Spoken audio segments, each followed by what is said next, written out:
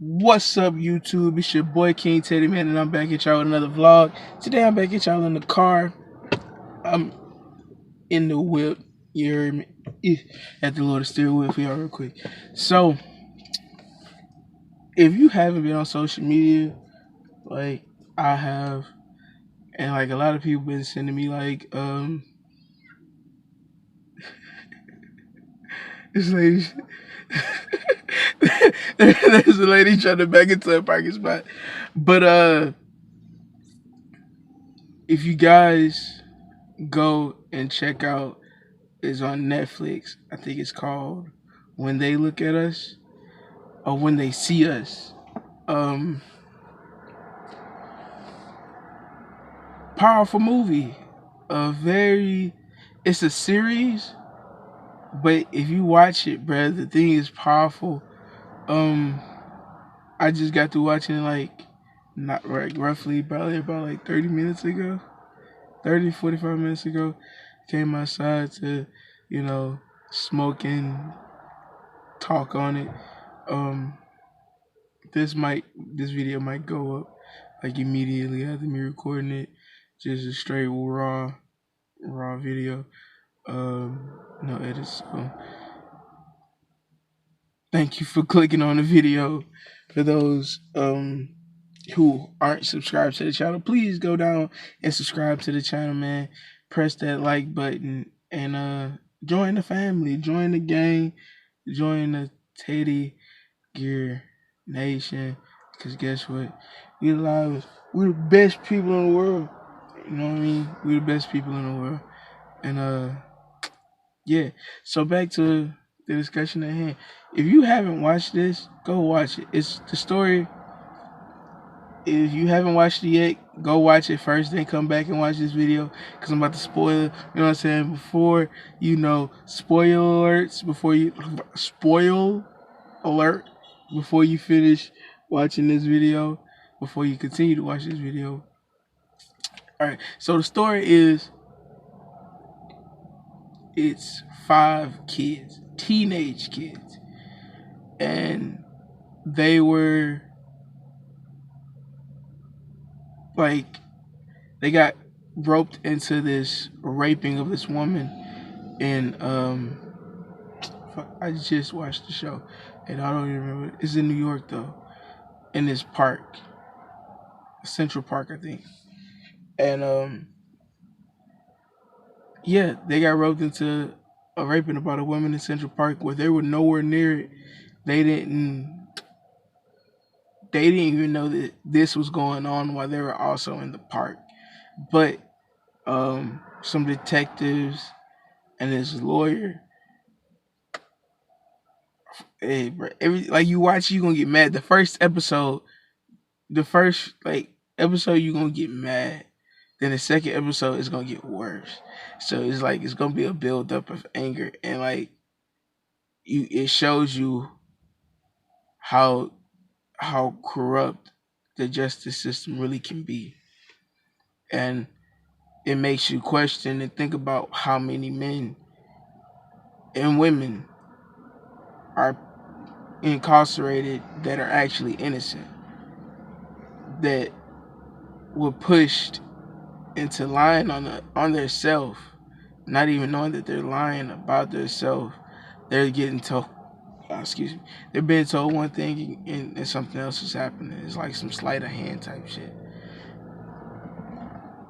It shows you how corrupt the system really can be, and how there's people actually in the system that's willing to do do stuff like that to people, knowing that that person is innocent, knowing that they had nothing to do with it.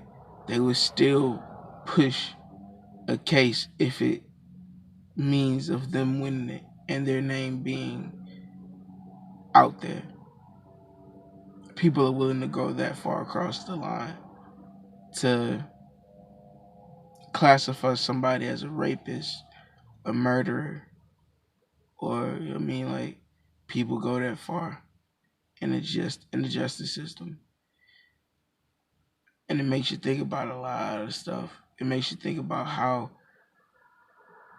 how many people probably went through the same thing these 5 men went through? Not if not that same situation, but how many of them are in jail and they're completely innocent? How many of them? I'm not saying all of them. I'm not saying most of them. I'm saying, but you could probably count at least a handful of people who are probably in jail that's actually innocent on something that they never did. But the system was built, I wouldn't say built, the system has been used to put them in that type of situation. And since I've watched it and thought about it, it's like you can kind of see how some people have fell to the same techniques that this lawyer or whoever used against these 5 kids. If you haven't watched the show, I suggest you go watch it. I like it. And to those 5 men that made it out, man, y'all are, I don't know what to say, but it's, I couldn't imagine going through something like that. Couldn't imagine doing it. I couldn't imagine knowing the truth, but also having to live in a lie. And it didn't matter how much, like, it didn't matter how much they tried to speak their truth and tell the truth. It was just, oh, you just another person that's just trying to get out of jail. But it's an actual truth. But they're put in jail behind a lie. For the guy who stayed in jail, that man stayed in jail, I think it was either 12 or 15 years. Everybody else, I think, served a 4 or 5 year sentence and was home. He went straight. He was tried as an adult, went straight to prison, served 15 years in prison because he didn't want to accept. The POs, when he would go up for parole, they would tell him, "Would you own up to what you've done?" And he wouldn't accept it because he knew it wasn't the truth. And he stood on his that man stood on his truth, and that shows strength. That man's strong. A lot of people, man, parole. Oh yeah, I own up to it just because I'm getting to go home. But he was just like, I'm not about to go home on no lie. Yeah, I'm gonna tell you the truth, and this is the truth, and I'm going home. But nobody would accept him, and he even turned down one of his parole hearings. Man, y'all gotta go watch that show.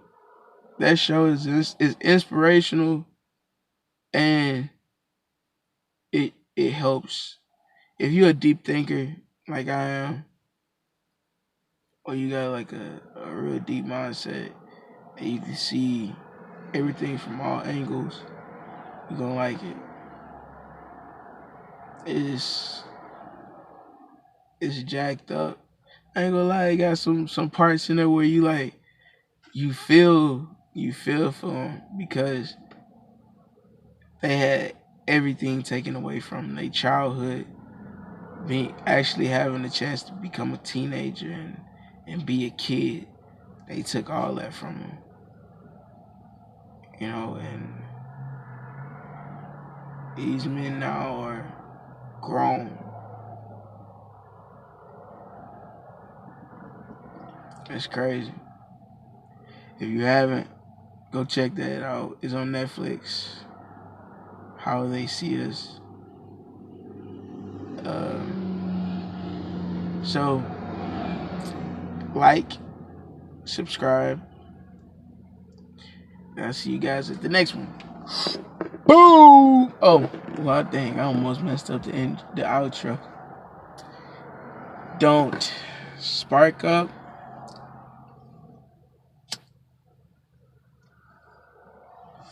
Spark up. Peace.